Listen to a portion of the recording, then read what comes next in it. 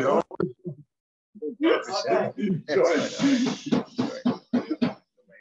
My audience. Okay, good. So we're Lavan Haven base where? Anybody? 2 dots. 2 dots. 2 dots. Tanan. Okay. So our Mishnah said, first, there's some fuel.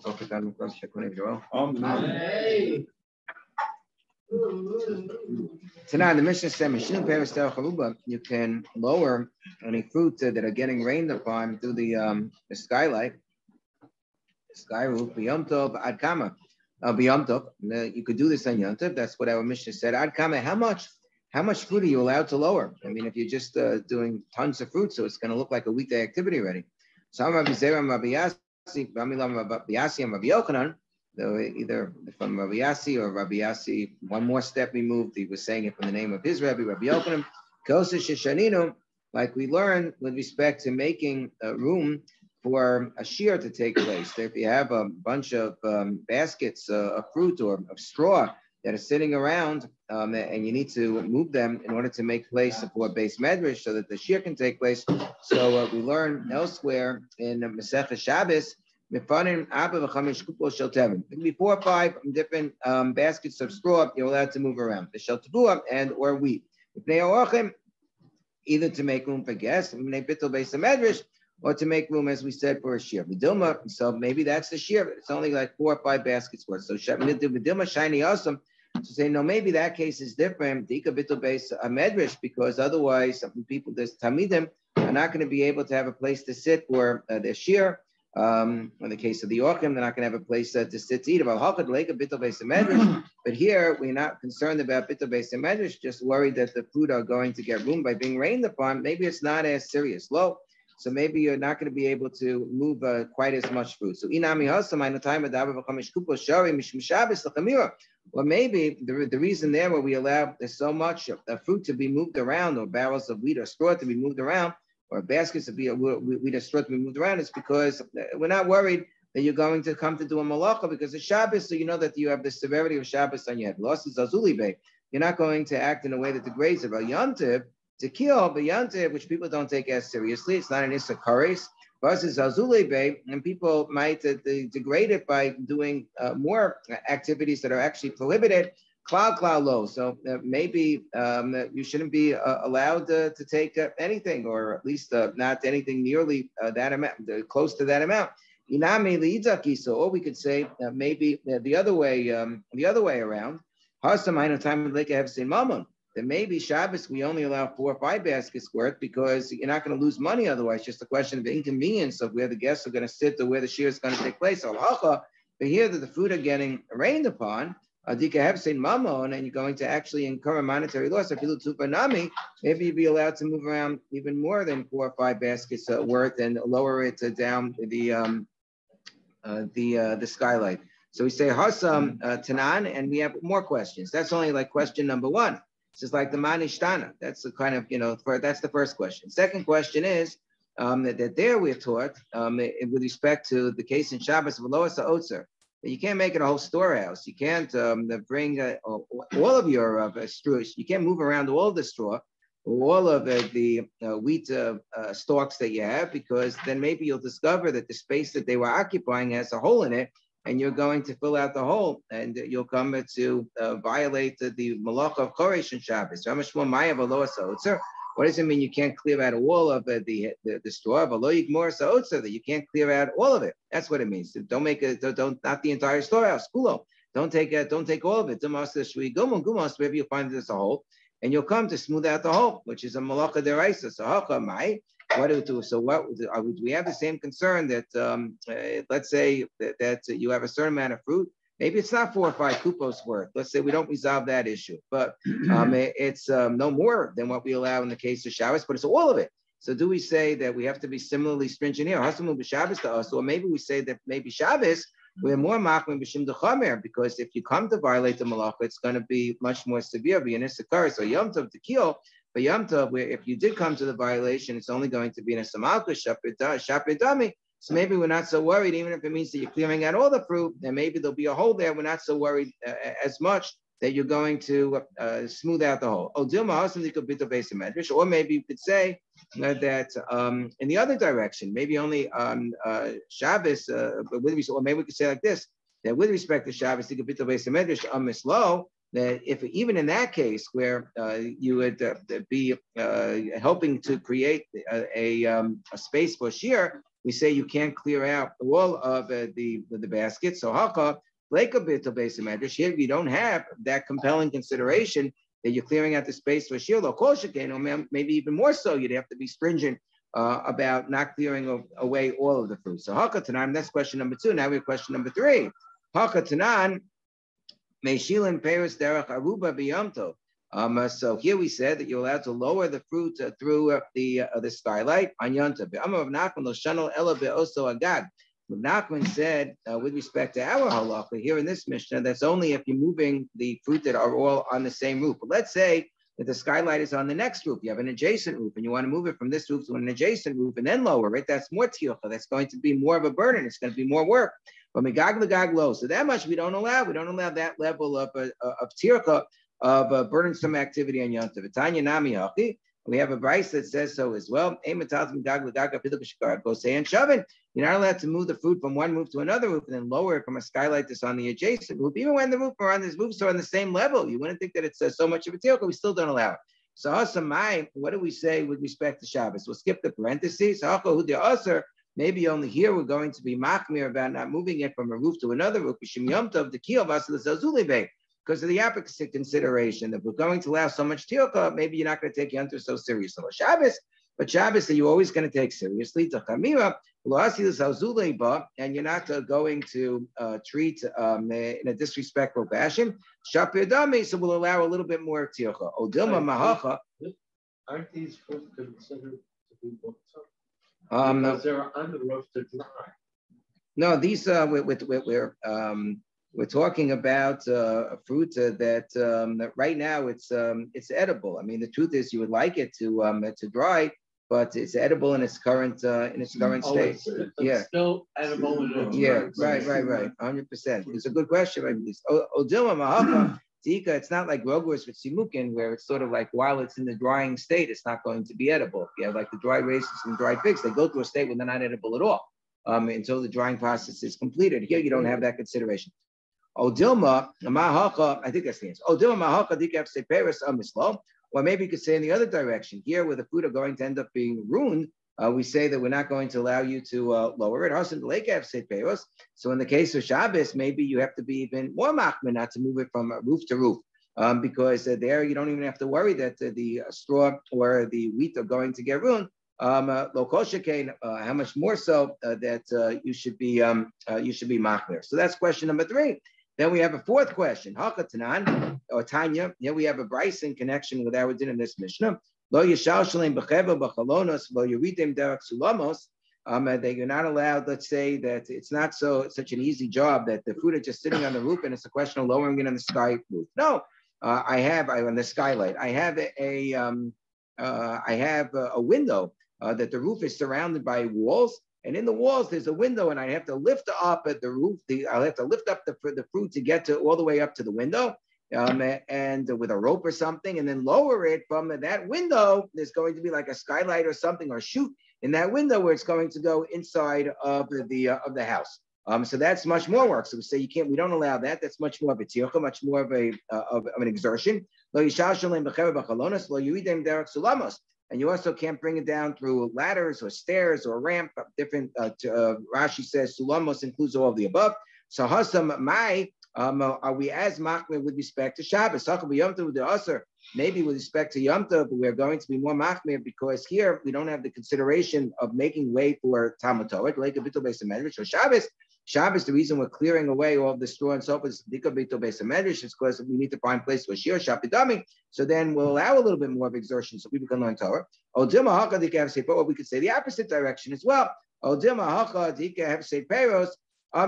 Low, or maybe we could say the opposite, that here we don't even allow you to engage in that little bit of extra exertion where there's going to be a loss to the fruit or to the produce. Otherwise, we still don't allow it. In the case of Shabbos, it's just a question of convenience, but there's nothing happening to the straw or to the wheat stalks if you don't move it around. So low kol shekain. So maybe even more so, we should be machmir not to allow some extra exertion. So in case you hadn't realized where this was all heading, you probably should have anticipated that the answer to all these 4 questions is, of course, the proverbial teiko. Eliyahu Navi will come along and answer those questions. Mechasin a peros. We said that we also allow you to cover up the produce. You can cover it up. So I'm Ula Vafilu Aviva Delivni. So Ula said this is even if we are talking about muksa, getting to Eddie's point. Let's say we're talking about bricks that were set aside for construction. They're all piled on each other. They haven't been cemented yet. They're Aviva Delivni. So even though they're set aside for construction, the muksa, you can still cover them up so they're not going to get ruined. So Rabbi Yitzchak, who has the famous shita that you're not only allowed to move things on Shabbos, even if they're not muktzah, for the purpose of something that's also not muktzah, said Peres Ruyan. He said, no, only if we're talking about the type of produce which itself is eligible to be eaten. I have wheat stalks that are drying, but they could still be eaten. So then that you're allowed to cover up. But if it's something like the bricks that are muktzah, so you're not allowed to move something else, like a cover, a tarp, to cover it up to protect it. But the timing, Rabbi Yitzchak is the shitasa. The Rabbi Yitzchak can clean nittel b'Shabbos. You can only move around a utensil for something which is not muktzah on Shabbos. So Tanan, according to Rabbi Yitzchak, so Tanan the Mishnah says mechasin es peros b'kelim, peros in avid livni lo. From our Mishnah, it sounds like it's only peros that you're allowed to cover up because our Mishnah specifically says peros. So the indication is that if we really were dealing with something that was muktzah, we were dealing with a brick set aside for a building, for construction, then you wouldn't be allowed to take a tarp or covering and cover it up. So we say, so avid livni lo. So we say, no, who did that? That our Mishnah would cover even the case of avid livni. So why then did our Mishnah only talk about the peros? Because it started off by talking about moving it. You can only move something which is not muktzah. We spoke about lowering the peros through the skylight. So only peros can you lower through a skylight. You can't lower bricks, which are muktzah, through a skylight. So once I'm talking about peros at the beginning of the Mishnah, so the continuation of the Mishnah also talks about peros. So I did that in Reisha B'Shin peros. Tana Sefer Nami Mechasin es the peros. Tonight we say that works out well with respect to the case of the peros. But the Mishnah continues. It says, so too, if I have pictures of wine or pictures of oil, those are also subject to the same rules. They can also be lowered down the skylight. They can also be covered with a protective cover to protect them from the rain. So when we're giving the additional example, there's no need to give an additional example of something that's not muktzah, unless the point is that you can only even bring a covering for something that's not muktzah. Sounds like Rabbi Yitzchak. So how come my skins would say, no, it's not true. This how come my skin, so that it's not necessarily a proof, because the case of Kadiyam and Kadishemen could in fact be talking about something which is muktzah, betivlos. It's not a proof for Rabbi Yitzchak. And we're talking about wine and oil where the chumas and maisas have not yet been taken, so they really are muktzah. Nonetheless, you're allowed to cover them, and that's why he says doesn't mean you can lower them, but you can cover them. That's why it's going on the clause in the Mishnah says mechasim. These two you can be mechasim. So how can I have a mistaba? In fact, that even makes sense that we're talking about a case where they are muktzah.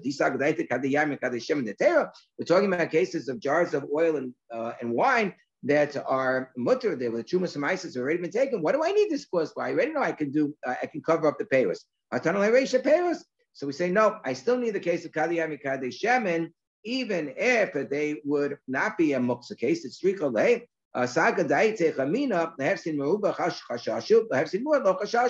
might think that I'm not allowed to engage in these efforts in order to prevent a small loss. If it's the case of the wheat, or the barley grains that are lying around, that's going to be a big loss if they're rained upon, because they won't be edible afterwards. I have to throw them out.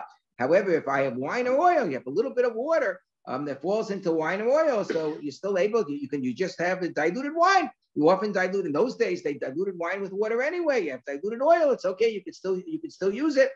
So I might think that it's only a small hefsed if some wine gets in it, and so therefore I'm not going to allow the exertion. Kamash malan. So therefore, it's not a proof against Rabbi Yitzchak either. It could be that we're only talking about non-muktzainis, but we don't have a proof one way or another. Tonight, now we have Mishnah. The Mishnah says, no sning kli takas had dalak. There's a previous Mishnah said that you're allowed to place a bucket under a leak for Shabbos inside your home, you have a leak and you want to protect the contents of your house, you're allowed to put that bucket there. So that sounds like you're allowed to move the bucket, despite the fact it's going to become muktzah because dirty water is going to go into the bucket. So you're going to make it, so you're moving it for something which is basically going to be muktzah. So he said, who says that it's dirty water? Maybe we're talking about a drip where the water is perfectly consumable, it's perfectly drinkable, where it's not necessarily dirty water. You have rainwater that's coming in that you might be able to drink afterwards. So it's not for the sake of muktzah.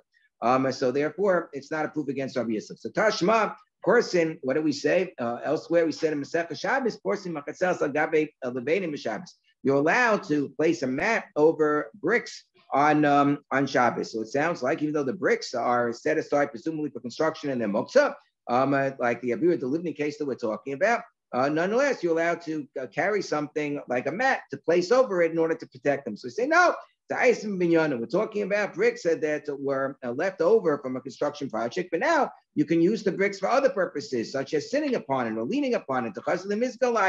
You can use it as a chair, as a bench. So therefore, it's not necessarily muktzah, and therefore that's also not a proof against Rabbi Yisrael. So Tashma, person machasel gabi abonim b'Shabbos. We say, oh, what about this case? Another case from Masechah Shabbos, you're allowed to place a mat over just rocks. So rocks for sure have this. That's a classic case of muktzah machmas gufo, something that has no purpose on Shabbos. It's muktzah. Nonetheless, we see that you're allowed to move something for the sake of muktzah against Rabbi Yitzchak. So we say no. The chazia and the base akise. We're talking about smooth stones that have a little bit of a pointy edge that can be used as they used to have that was their toilet paper. That's what they used in order to wipe themselves with. It's what wiping stones that had the right consistency of a combination of smoothness with a little bit of a pointy edge on the side, according to Rashi, so that you could use it for wiping purposes very easily. And therefore, they really were not muktzah on Shabbos. Okay. What do you do in this case? It says in the Masech that you're allowed to place a mat on a beehive on Shabbos in order to protect the beehive either from the sun or from the rain.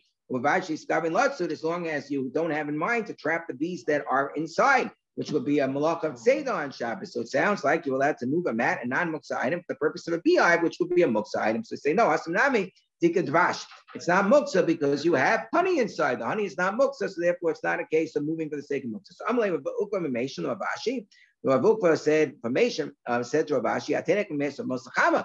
That makes sense during the sunny season. There's honey inside the beehives during the sunny season. What about the rainy season? The rainy season, there's no honey inside. So we say, they say, no, you leave inside two honeycombs, so you'll have, cereal to eat in the morning. So you leave inside some honeycomb in, just making sure people are awake, making sure that, so you leave inside a little bit, so you'll have two honeycombs in order to sustain the bees throughout the rainy season. And therefore, since those are perfectly edible, they have the two honeycombs with honey. Therefore, it's not muktzah. So also in Shteichalos muktzah saying. So we say, what are you talking about? Since those are set aside for the bees, you're not planning to partake of them yourself, so that's considered to be muktzah. So we say, no. We're talking about a case where the honeycombs are such that you had in mind that you might eat from them on Shabbos. Therefore, they're not muktzah. Wait a second. In that case, if you didn't have that in mind, it's going to be usher. So that's the distinction that should have been drawn in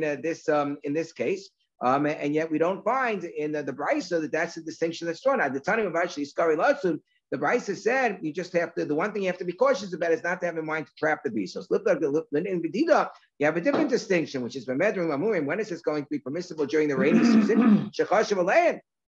When you had in mind that you might partake of the honeycombs and showers, but if you didn't have that in mind, so you should have said that. So we say, Hakikama. No. This is what the Brisa means. Apapi, that really you have to make sure that it's not muktzah. But Apapi Shekashav Alein is saying that even if you had in mind to partake of the honeycombs, you still could get yourself into trouble if you cover it up completely, so you'll end up trapping the bees. So you have to have in mind that's not your intention. So Mayu came to Rabbi Yehuda. This lay muktzah. So obviously, all of these concerns are only going according to Rabbi Yehuda, who holds that there is such a concept of muktzah in the first place. In fact, Rabbi Yitzchak's din is, as Rashi points out, only makes sense according to Rabbi Yehuda. You can't take something that's not muktzah for the sake of muktzah. It assumes that there are things that are muktzah. So a seifa. So then, how do we understand the seifa that says that you have to, the one thing you have to have in mind is not to have kavanah to trap. So who is it who says that it matters whether or not you have kavanah? That's Rabbi Yitzchak, who says that davar she'eino miskavin, it's mutter. According to Rabbi Yehuda, it doesn't matter. Even if it's a davar she'eino miskavin, Rabbi Yehuda says it would still be also. So also Rabbi Shimon, davar she'eino miskavin mutter. But his brother, Rabbi Shimon, we say it doesn't work truthfully according to Rabbi Shimon either. Because according to Rabbi Shimon, if you're definitely going to be trapping the bees, you're going to be putting a mat over the beehive in such a way that the bees will definitely be trapped. Even Rabbi Shimon would say that that's no good. That's the case. That's the famous case of Sikresha. Rabbi Shimon agrees that if you're not allowed to do an action, even if you don't intend to do the malacha, if it's inevitable that the malacha is going to be done, like you chop off the head of a chicken, it's inevitable that the chicken is going to die. So we say Li'olam Kula Rabbi Yehudi. We say no. And the truth of the matter is, you can say the whole thing is going to Rabbi Yehuda. And what are we talking about? We're talking about where there are windows in the beehive, and therefore it's not a sure thing that because you're going to cover up the beehive that the bees are going to be trapped. So according to Rabbi Yehuda, in fact, there isn't going to be any trapping of the bees because they'll have some windows that they can go out. Below Tema, and really the Lashon, the Bryce has to be edited a little bit. Don't say the Rabbi below Tema, the Rabbi Yehuda, actually stubbing Latsun. The wording should not be that you shouldn't have in mind to trap, but just that you shouldn't do an action which is going to trap you. You should make sure that you leave the windows open.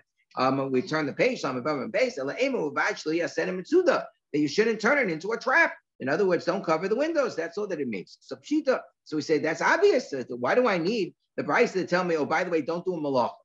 We know not to do a malacha. So we say, no, you might think that even if you covered up the beehive entirely, it's going to be mutter because bees are not usually trapped. The animals that get trapped are the animals that are running around, like deer or birds that are running around or flying around. So those are the types of things that you would trap. A bee that's just sitting in its hive is not the sort of thing that you normally trap. So I might think it was going to be mutter altogether. Kamash Malan. That even this would be usher if you would put the mat over the area of the window. So Rashi said, I have a different answer for you. It doesn't say in the Brisa the days of the sun, during the sunny season and during the rainy season. It just says don't cover up the beehive because of the sun or because of the rain. But we're talking about seasons in which you have plenty of honey inside. So for sure, it's not going to be muktzah. It just says don't cover it up because of considerations of the sun or rain. But we're talking about seasons in which there's both sun and rain, namely during the month of Nisan and the month of Tishrei. Some days are sunny and some days are rainy. There's always honey inside. There's always honey inside. You're not going to have a muktzah issue. Okay, so therefore, you could understand all of these things as supporting the Shita of Rabbi Yitzchak, that you can only move a non-muktzah item for the purpose of a non-muktzah item on Shabbos and not for the purpose of a muktzah item. It's possible to understand all these prices according to his Shita. And we said also in the Mishnah, we said that you're allowed to place the kli, you're allowed to place a utensil underneath a drip, let's say in your home on Shabbos, underneath a leak, to capture the water that's coming through.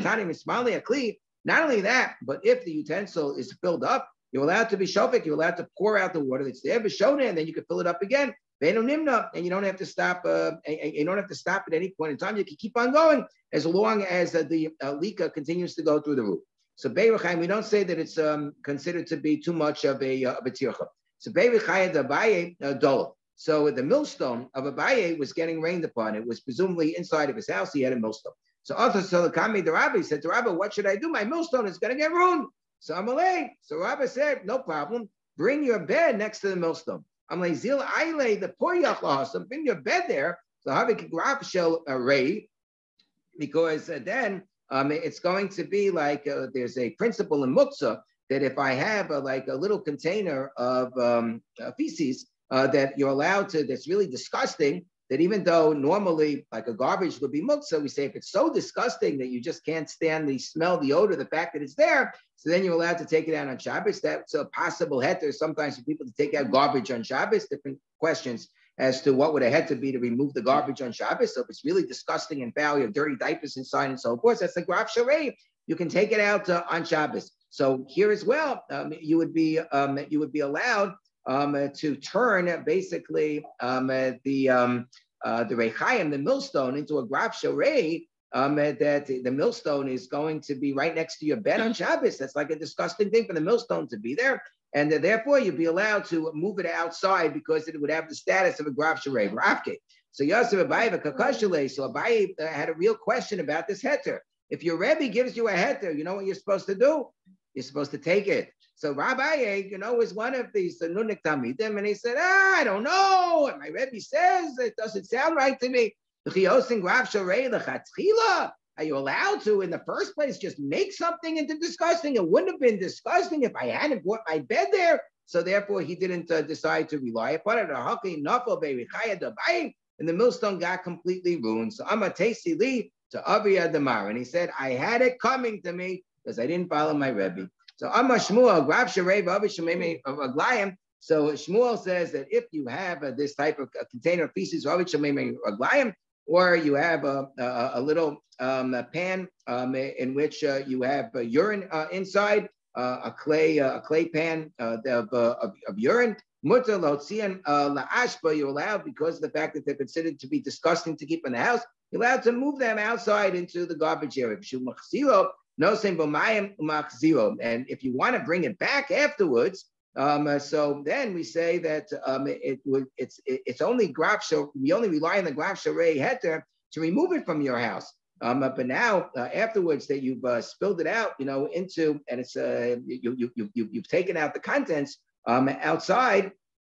So then we say that the container itself maintains its muktzah status unless I put something inside that would be usable. So I have to put a little bit of water inside in order to be able to bring that back inside of the house. Otherwise, it's only set aside for yucky things. So so the people thought that when Shmuel said this halacha, it means that I need to have some sort of a container. The container that contains urine, something of that sort, or contains human feces. So that then, if I have a container that's holding it, I could take the container outside. But if they actually take the feces itself outside, so that's something which would not be permissible. So Tashma, so we have a brisa that indicates that's not true. It's not true. There was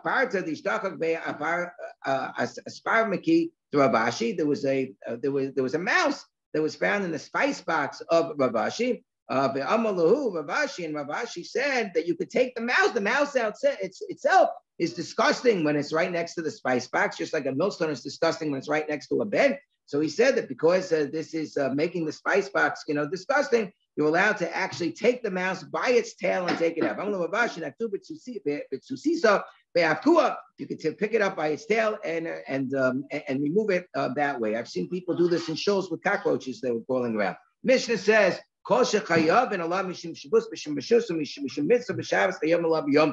anything which you're not allowed to do on Shabbos, even if it's only a Durabanan, because where it's a Xera, or you're going to do something else, so it's a Rishus, meaning that it's a little bit of a mitzvah, but not like a full-fledged mitzvah, or even something that would normally be a mitzvah that we don't allow on Shabbos. You're not allowed to do on Yom Tov either. But either way, Mishum Shvus, what are the three different categories of things that we're talking about? Shvus will be as follows. You're not allowed to climb a tree on Shabbos. We'll see exactly why in the Mishkamar. But you can't ride an animal on Shabbos. You can't go swimming on Shabbos. And you're not allowed to engage in clapping on Shabbos or slapping on your thigh, to go along with the beat of the music. You can't dance on Shabbos. And here are things that are like quasi mitzvah categories, so we also don't allow. You can't adjudicate a case. The CRC can't meet on Shabbos. You can't marry a woman on Shabbos. And you can't do a chalitza. And you can't do a yibum. And here are the outright mitzvahs. You're not allowed to sanctify an item for the Beis Hamikdash. You're not allowed to pledge the value of an item, like a person's value, objective value, to the Beis Hamikdash. And you can't consecrate something like for the Kohanim on Shabbos either. You can't take the tithes on Shabbos. So these are, you're not allowed to Shabbos. So we say the Mishnah start off saying that we wouldn't allow this on Shabbos, and we don't allow it on Yom Tov either. So it's a Kal V'chomer really. Since we don't allow it on Yom Tov, obviously you can't do it on Shabbos. So what then? What is it that we would allow you to do on Yom Tov that we don't allow you to do on Shabbos? Is Yom Tov exactly going to be the same as Shabbos? You're not going to break it all? So he said, no. That